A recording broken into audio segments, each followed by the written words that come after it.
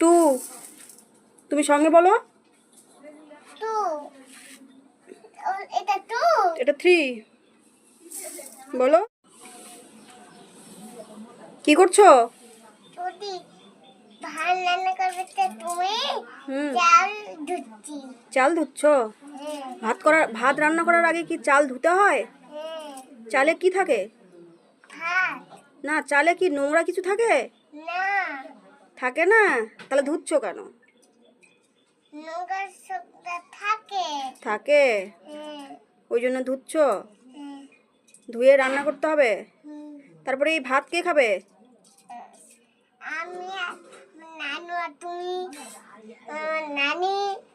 ও, নানি খেতে পারে না, খাবে। নিজে নিজে হুম, নিজে তুমি নিজে খাও না?